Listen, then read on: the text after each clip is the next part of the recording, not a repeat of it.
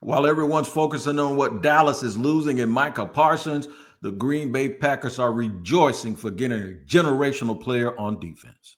The barbershop is open and Tony Wiggins has a chair for you. He's ready with some real NFL talk. The local experts of Locked On bring their expertise, and Wiggy is ready with his clippers and shears. Sit down and enjoy. The new Locked On NFL starts now. Locked On Podcast Network. Your team every day. It is your team every day here on Locked On NFL. We thank you for making us your first listen. I am Tony Wiggins, the host of The Barbershop, one of two Locked On NFL shows that you hear every single day here on Locked On Podcast Network.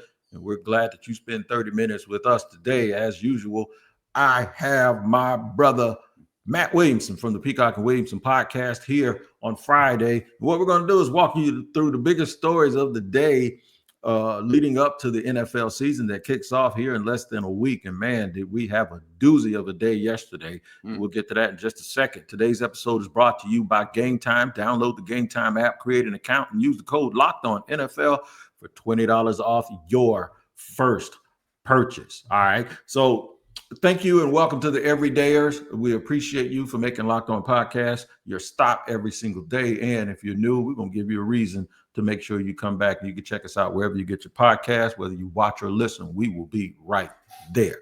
Here's what we're going to do. We're going to end the show talking about the Rams' chances if Stafford gets injured again. I think that's a critical thing to pay attention to. Who missed out on Micah Parsons? The Chargers are one of them, and their guys even said as much on their show yesterday. We'll play a clip from that. But first and foremost, the Packers fleece Jerry Jones in a trade for a generational talent, a guy that I have said that is right there with Von Miller as the two best defensive players I have seen in this league since Lawrence Taylor, who is my GOAT as a defensive player. So I know that's controversial, but we'll get right to it. Nobody better to talk too much on it. Yeah. Yeah, nobody better to talk to about that than Matt Williamson. Matt, I just said yesterday, Micah Parsons should have been in Dallas at least as long as Von Miller was in Denver. And he didn't even get halfway there. He's gone and shipped off to Green Bay.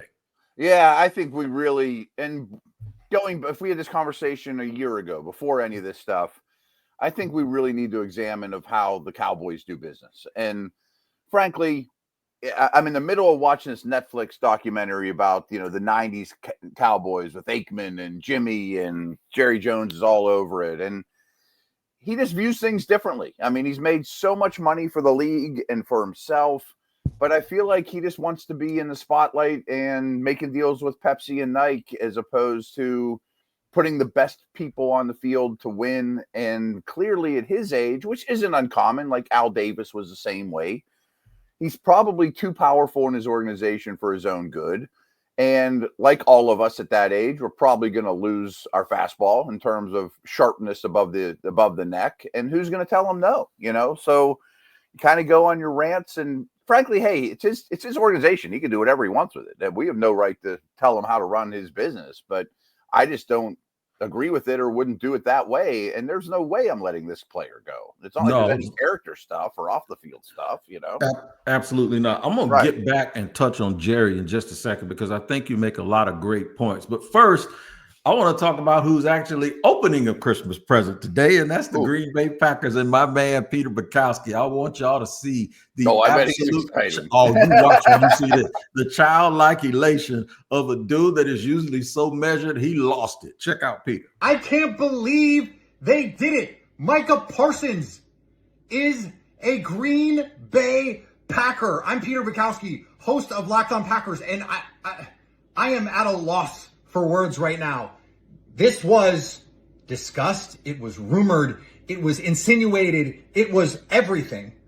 And I know a lot of Packer fans did not believe it was possible, did not believe Brian Gutekunst would ever do it. And he has made the big move they said he would never make. I said this makes the Green Bay Packers, if they make this trade, the favorites in the NFC. I stand by it. The Packers are now the favorites in the NFC. Yes, he is now the highest paid non-quarterback in NFL history. it is worth it for a player as good as Micah Parsons. He is, at worst, the second best defensive player in the NFL. When Micah Parsons is on the field, I can't even talk. The Cowboys, now the Packers, have the best defense by EPA per play in the NFL. When he's off, it is a bottom 5 defense. That is how much Micah Parsons impacts the game. And now the Packers have their true field tilter, their game changer. It's time to go win a Super Bowl. All due respect to J.J. Watt, all due respect to Aaron Donald, all due respect to anyone that plays a fixed position where they're easily double teamed. Micah Parsons can be moved around. He can play in coverage. He can play 9 wide. He can come in the 8 gap. So that's why I have him where I have him, because of the ability to move him around in different spots, and he can play out in the flat where a defensive lineman can't really play. But you see the happiness, man, and people – they've had great players. They got good players right now in Green Bay, but these dudes are different. I saw DeMarcus Ware about to cry in his car, and I saw Michael Irvin look like there was a funeral. One thing about those 2 Hall of Famers and the rest of them, they know exactly how hard it is to get a guy like this, and especially when he's 26 years old. 1,000%. And the new contract reflects it, but even before that, I think anyone that knows football would tell you this is the most valuable defensive player on the planet right now. When you factor in age, we could fight if Myles Garrett's better or whatever. But I mean, in terms of age and value going forward, he's your first pick all day long. If you, Matt, build a defense with, if anyone out there, who's your first pick? It's Parsons times 1,000. I'm not sure who number 2 is. And you mentioned it. And I'm sure we've talked about this on some point on this show. The Packers have good players. I like their roster. It's young. It's homegrown. I think Love's going to take a nice step forward. Love that they drafted a receiver. But they don't have a dude, and they haven't for years. I said the same thing about Buffalo minus Josh Allen. They wanted Von Miller. You mentioned him to start the show. It didn't work out for them. I think this will work out much better for Green Bay. But, in the playoffs, when you're battling the Eagles or the Lions, or in the Bills' case, the Chiefs, the Ravens, you need a Justin Jefferson, TJ Watt, Myles Garrett. Aaron Donald. The guy. And they have good players, but they don't have a great player till yesterday. Yep.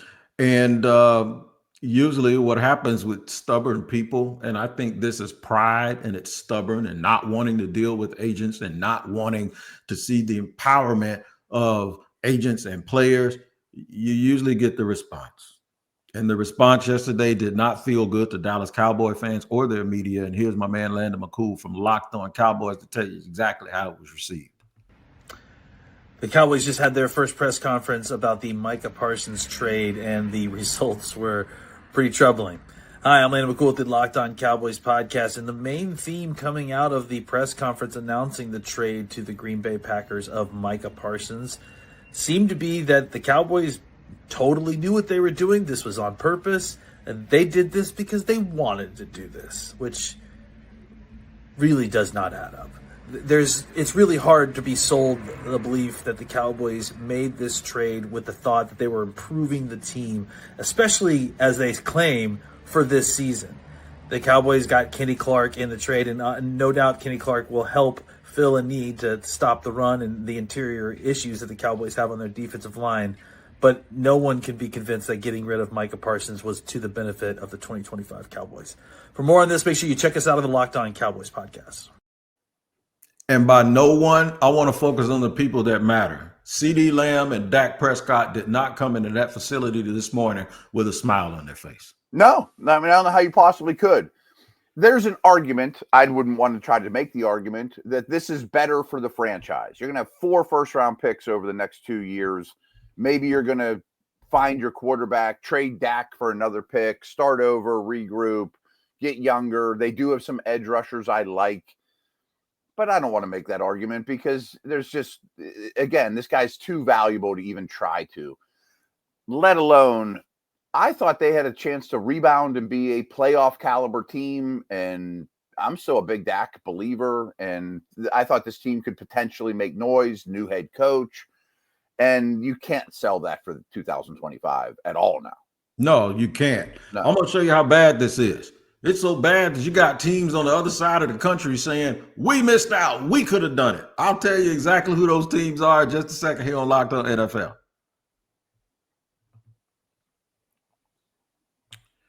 All right, today's show is sponsored and presented to you by Upside. That's right. Hey, man, look, y'all know me. I'm Tony Wiggins. Are you still paying full price for gas? Stop leaving money behind. Get real cash back every time you fill up with the free Upside app. Simply download the free Upside app in the App Store or Google Play right now and start earning cash at the pump today. Use my limited time promo, Touchdown. That's right. And get an extra 25 cents back per gallon on your first fill up. You can make up to $300 a year just from buying the gas you already needed. At first, I thought it was too good to be true, but it's totally legit. Real people are getting paid just to make their daily commutes, and you can too. Plus, you can cash out anytime to your bank account, PayPal, or e-gift card or for Amazon or other brands. Don't let this offer drive by you. Download the free Upside app now and use my limited time promo code Touchdown for a limited time 25 cent per gallon bonus. That's promo code Touchdown. Here's a little disclaimer for you. Offers vary by user and location. Go to upside.com for terms and conditions. And today's show is also brought to you and sponsored by GameTime. NFL season is back, and honestly, there's nothing better than being in the stadium surrounded by fans cheering on your team. But let's be honest, getting tickets can be a hassle. Between queues, login screens, and prices jumping at checkout, it is very, very frustrating. That's why I use GameTime, the app that gives you the advantage back to the fans. GameTime is fast, easy, and backed by the GameTime guarantee. You'll always get 100% authentic tickets delivered on time and at the best price. Plus, all fees are included, so the price you see is the price you pay. I'm telling you, man, GameTime is the absolute truth, man. I pulled up and got me some tickets to see my man Maxwell, and they're really, really good seats, and I saved some money. Download the GameTime app, create an account, and use the code LOCKEDONNFL for $20 off your first purchase. Terms apply. Again, that's promo code LOCKEDONFL for $20 off. Swipe, tap, ticket, go. Download GameTime today.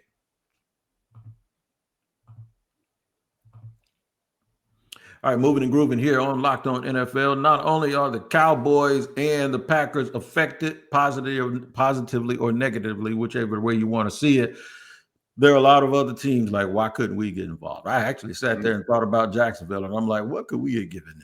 You know what I'm saying? Every team should think about it. Everybody should think about it. Yeah. I'll tell you what, the Chargers, even their fans and their people, they even thought about it because they had mentioned it. Here's my man Drogi and Daniel Wade talking about Micah Parsons and the chance that went away that the Chargers missed. David, Micah Parsons did end up getting moved, something that we talked about on the show potentially being something the Chargers should be entertaining and going after if they could. But I don't know if either of us actually thought he would get moved. And I think both of us probably would have expected it would have cost more than what it ended up costing. But when you see the power shift in the NFC like it did today with the Packers sending 2 first-round picks and defensive tackle Kenny Clark for Micah Parsons, and the price was steep, 4 years, $188 million, $37 million per year. He far clears everyone else.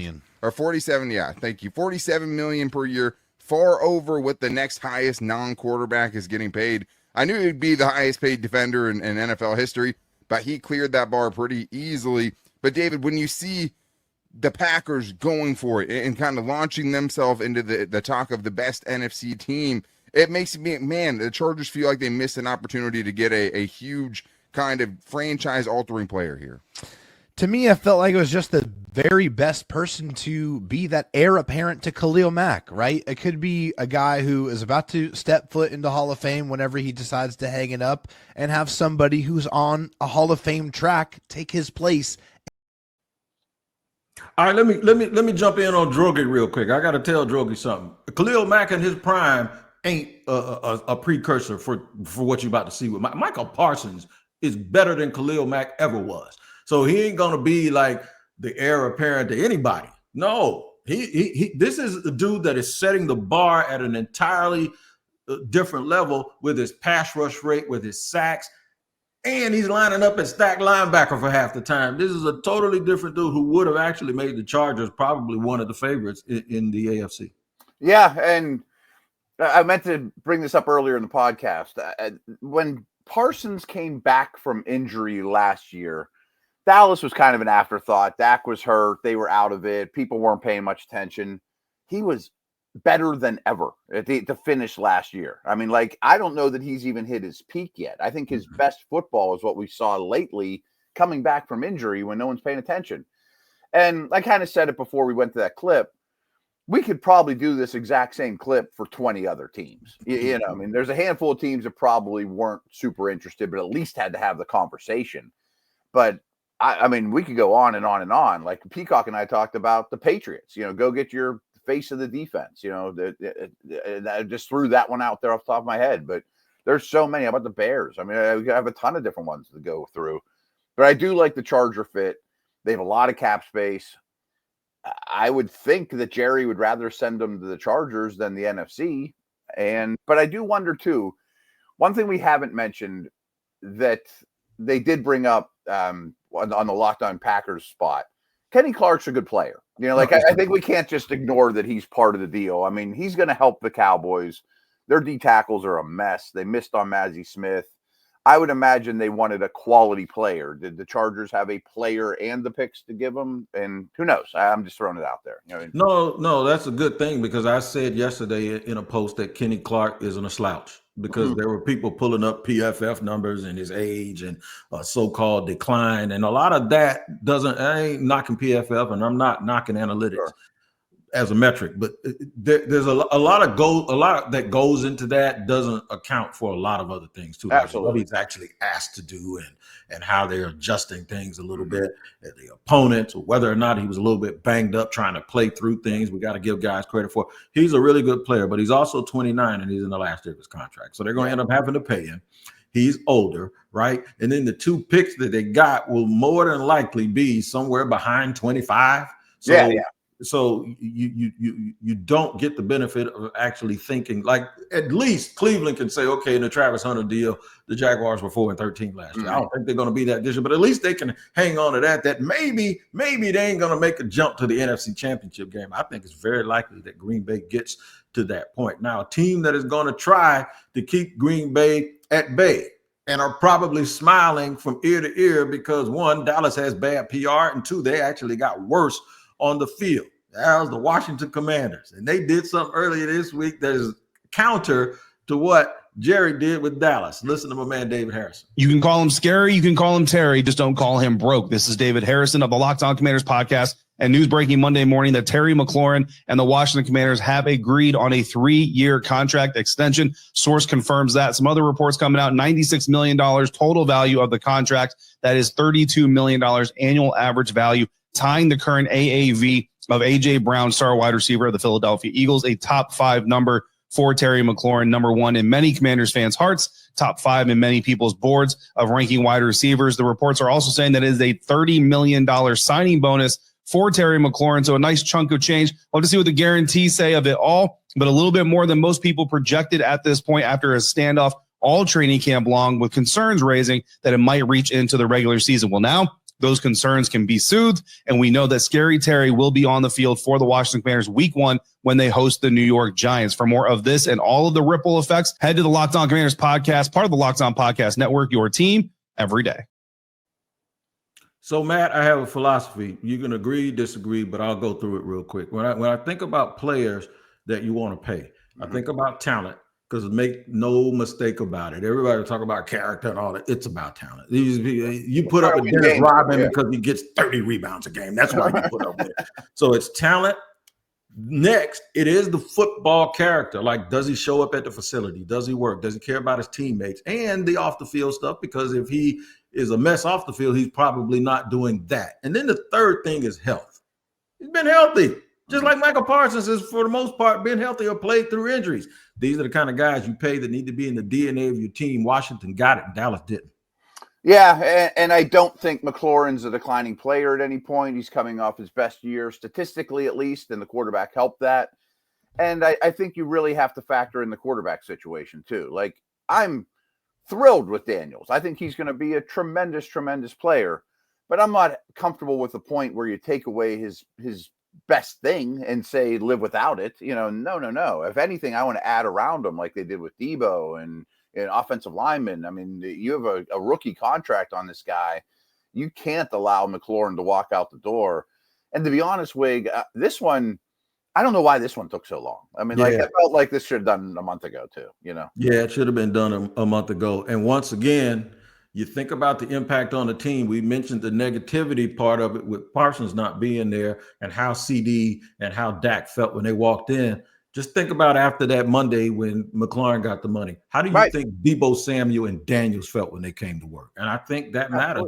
How dudes feel about the atmosphere of where they're going out having a car wreck every single play kind of does motivate them to feel good or bad. All right. Speaking real quick, the other thing is too, the guys that are really high quality players, no matter what organization, that can't renegotiate yet. When you look at the older dudes and like, oh, this team rewards the right guys. If I keep my head down and keep working hard, when it's my time, I'll probably get rewarded too. No doubt about it. Speaking of teams that have to stay healthy, the Rams and the Falcons are both teams that have really been reeling from some preseason injuries. We want to talk about Matthew Stafford and if the Rams have a chance if Stafford isn't healthy this year. We'll discuss that in just a second here on Locked On NFL.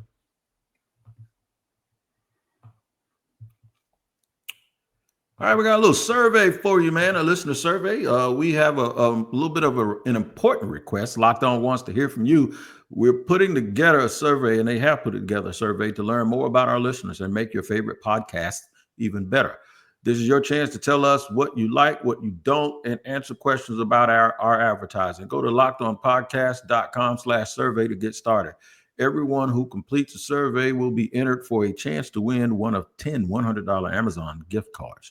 Again, that's lockedonpodcast.com/survey. You can also find the link in the show notes. Thanks for helping us out. And today's show is sponsored and brought to you by our friends, presented by our friends over at Prize Picks, the daily fantasy platform that lets you turn your football predictions into real rewards. Preseason is already about over. It is over. In fact, the new games, the real games start next week in college football. Ooh, good action starting right now today. Whether you've got your eye on big game or big name quarterbacks, breakout running backs, Prize Picks makes it easy to get in the game. All right, so I was going to tell y'all that Dak Prescott had a chance to win MVP, and he gonna have to if the Dallas Cowboys are going to do anything after that dumb trade that they just made. All right, download the Prize Picks app today and use the code LOCKEDONNFL to get $50 in lineups after you play your first $5 lineup. That code is LOCKEDONNFL to get $50 in lineups after your first $5 play. Prize Picks, run your game.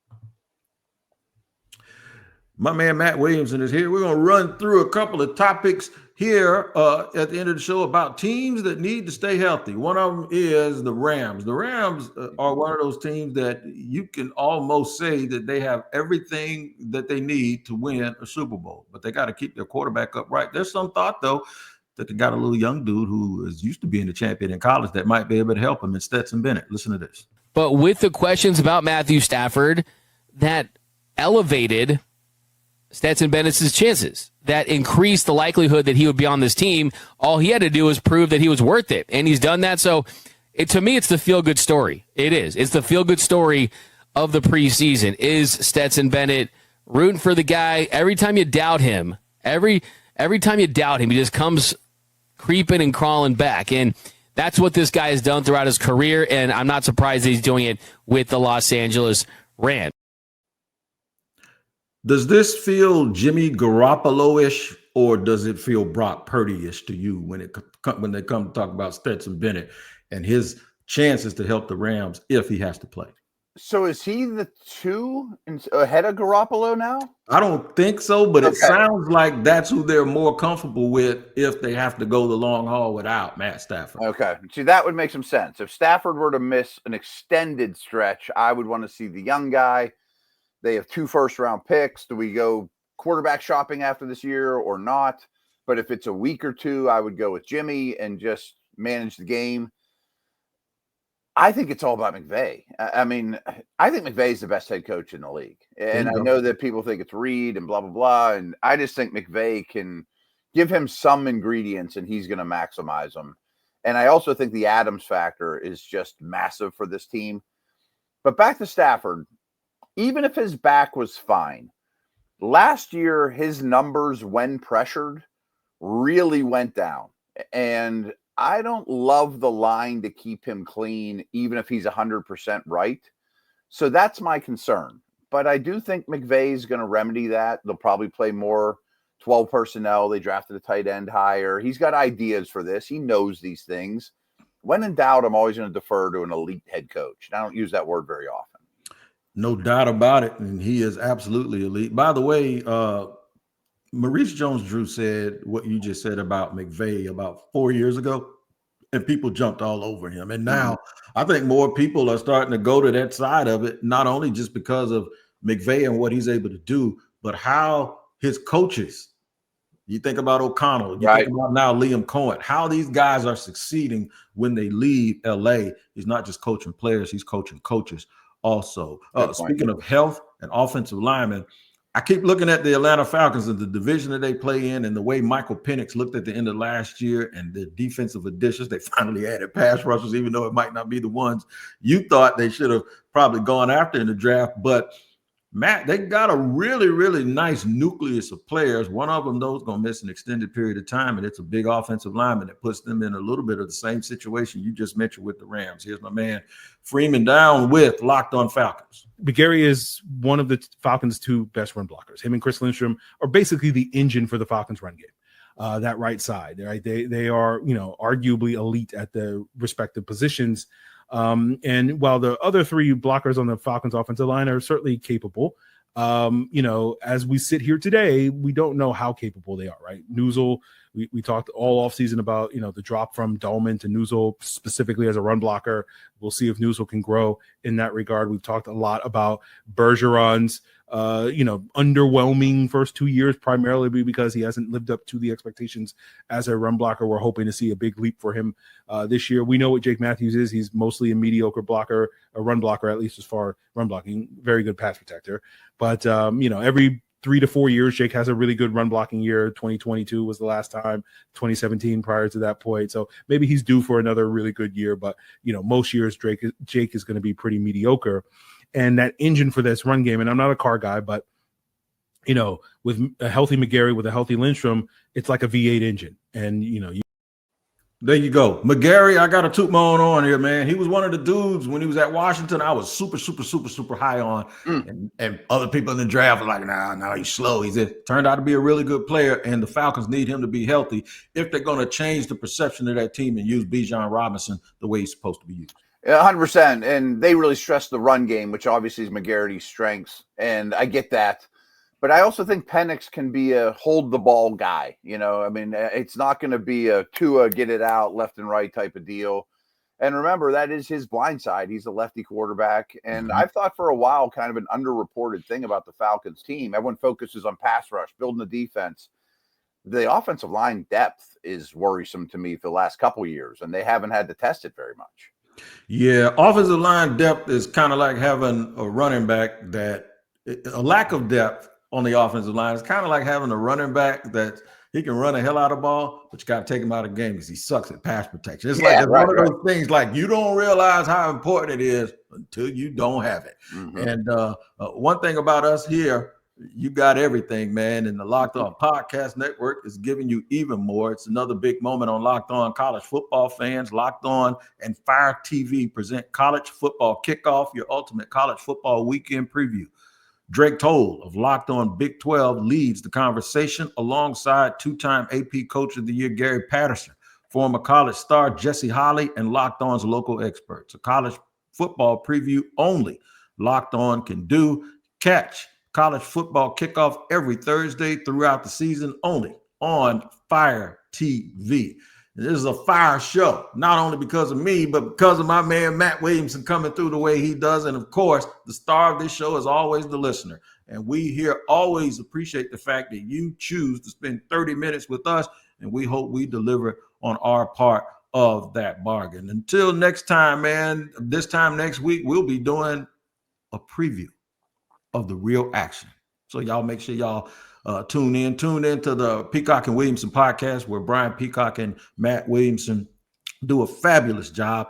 And my man Tyler Rowland will be here in the morning, every single morning, with the Madman Show here on the Locked On NFL Network. Y'all take care. We'll see you.